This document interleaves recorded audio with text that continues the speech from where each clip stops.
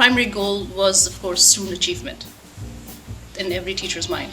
How can we reach our students in the best way? How can we teach them in the best way so that they can be successful? We share a common goal to help student achievement.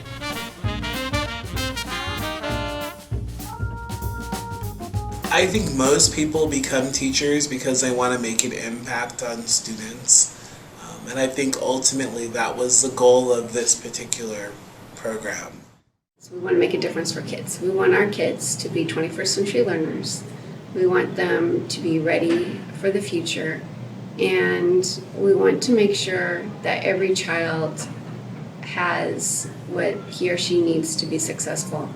And we've been banging our heads for so long against the wall trying to close the achievement gap and making some strides, but not good enough. We've been encouraging differentiated instruction in education in classrooms for quite a while.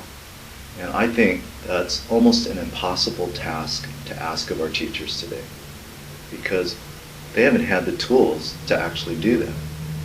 Because to do it well, how do you customize learning for 3 different levels, or 5 different levels, or 32 different levels? It's just not possible with the amount of time and the size of classes today. 2 years ago, when we were looking for a new superintendent, we interviewed a number of really highly qualified superintendents. And one of the strengths that we're looking for is someone that has vision, someone that's visionary, not just good at managing day-to-day operation, but really can see things out 3 to 5 years or even 10 years and say, gee, how will we change things? How do we make improvements? And we feel like our superintendent, Masuoka, has that vision, and that's what we want to see. That he was able to bring his vision to our school district, and say, look, this is how I see the future is going to look like.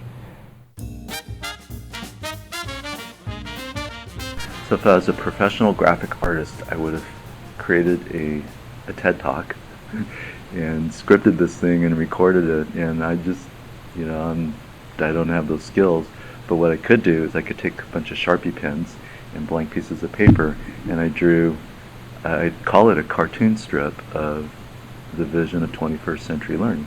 First 2 times I presented it, first was in cabinet, and I literally drew it on the wall with butcher paper. Then I did it with our union leaders, and I also did it with our board of trustees. So thinking about who needs to hear this first.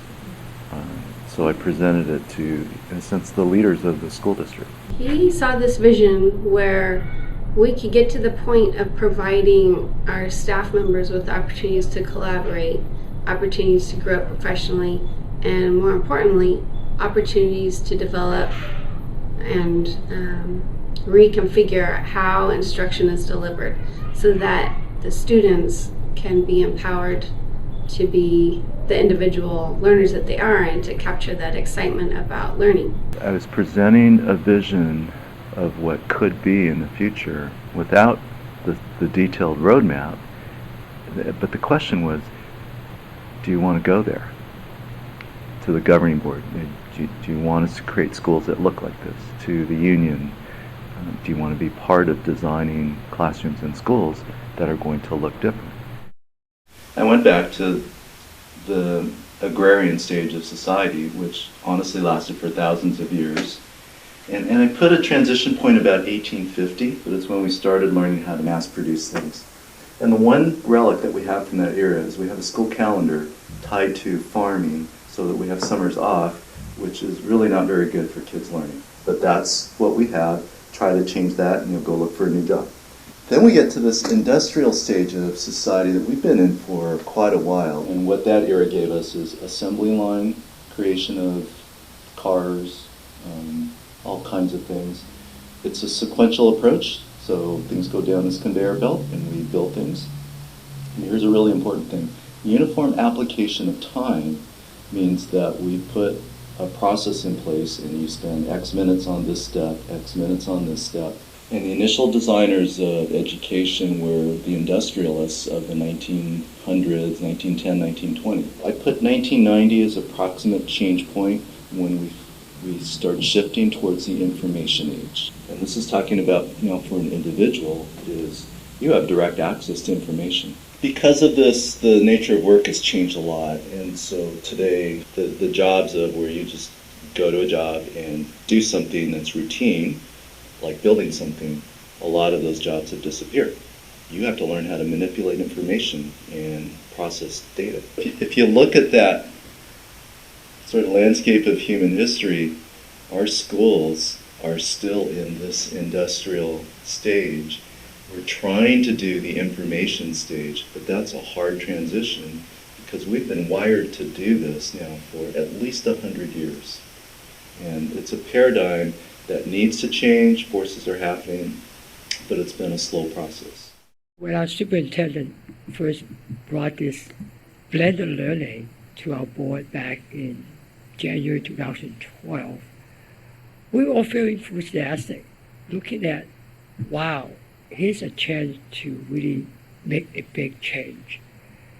As you know, most of the change people make at school tend to be small, tend to be more evolution, but this is really a revolutionary change. So if we zero in on a classroom, and you think about the experience of students for forever, it's a teacher-centered environment. And when they go home, they are back into the center of a really rich world of the internet, of access to information. And when you step in the classroom, it's like, okay, put your cell phone away, put your technology away, because you're here to learn from the adult. That's what we're used to. The challenge from a leadership and a policy standpoint, this is what our parents are used to. In fact, this is what all of us are used to, because the world hasn't shifted yet. And so it's hard to break out of that model. The question that I've asked our staff is, if you could design a school or a classroom of the future, what would it look like? There's still a teacher. In fact, the teacher is even more important in this space, but the role of the teacher is different. The teacher is an activator of learning. More than facilitator, more than coach, it's like, how do I get this student to be self-motivated, self-determined, and really supervise their own learning? What we're starting to realize, we want teachers to focus on higher order thinking, critical skills that only a human being could teach another human being. You can't subcontract that over to technology. It's too complicated, it's too subtle, and this is what we want our teachers to focus on. Some of the other things that we are realizing that should be in these models is flexible use of time and space, even location. The idea of flipping the classroom is kids can continue their learning at home in different ways. And then even groupings of students. The old model of one teacher and 32 students, let's be more flexible about grouping. There can be times where it's just one student by themselves, or it could be groups of 4, or it could be groups of 60, and it could be entirely large groups. A student should also have an opportunity to collaborate, communicate, work with their peers. That's what we want students to be able to do out in the workplace, their future jobs, so let's make that part of their daily experience. So the 20th century model does look like an assembly line. It goes from kindergarten to 12th grade, and we put students in at the beginning, and 13 years later, out pops, hopefully, a happy, successful high school graduate. And then if you were to unpack one of those grade levels, let's just look at 5th grade. Most districts have 180 days and about 6 hours a day, and that's your 5th grade experience. And here's what's so crucial that's embedded in the whole system, that time is constant, time is fixed. So if you're a 5th grader, you get 180 days, and that might be too much, and it might not be enough. Imagine if the cumulative effect of this for a student who is always behind and falling further behind. By the time they get to middle school, they don't feel very good about themselves as learners. And honestly, they start to shut down. And so that's the old paradigm, and it's not a good design. In the Common Core language, you're going to hear the words, we need to teach kids how to strategically think. how to do extended thinking. And here's just some examples of descriptors of that work. They need to be able to construct arguments and thinking. They need to be able to compare two different positions, or maybe think, is there a third option? And then I love this, solving non-routine problems. The assessments in Common Core are going to be very different. They're going to be open-ended. They're going to be creative, writing, thinking, and that's what students have to be ready for. Students today can learn skills, knowledge, basic information via technology. The software is getting better and better, where you can turn some of the learning over to technology. The teacher is going to have to come down into this blended learning space and facilitate, help kids, but I don't want the teacher to be there that much. I really want the teacher to stay in the higher order thinking spaces. And this has been a challenge to communicate. So where is the place of blended learning? I think the first assumption was blended learning was going to change the entire experience for teachers and students. I don't see the world that way now after this year.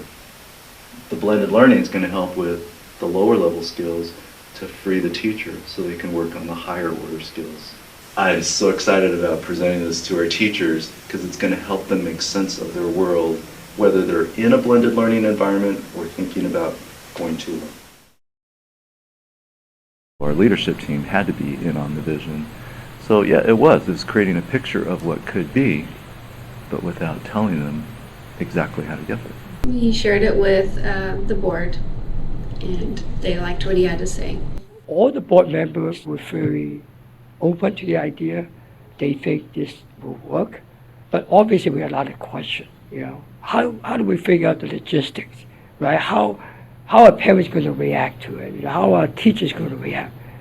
And then we took the next step, which was to share it with our teacher union leaders. We need to be upfront. We just have to tell them why we're doing it, what's the benefit, and to convey the message that we have a common goal, to educate our students. And our teacher unions, including our CTA field rep, really liked the idea. But he asked for volunteers, right? So two schools stepped up and said, hey, we're going to do this. So this was an opportunity for us to figure out what is it that we can do outside of the box, outside of our normal parameters, so that we can make a difference for kids and we can see the kids get ignited by the excitement of learning.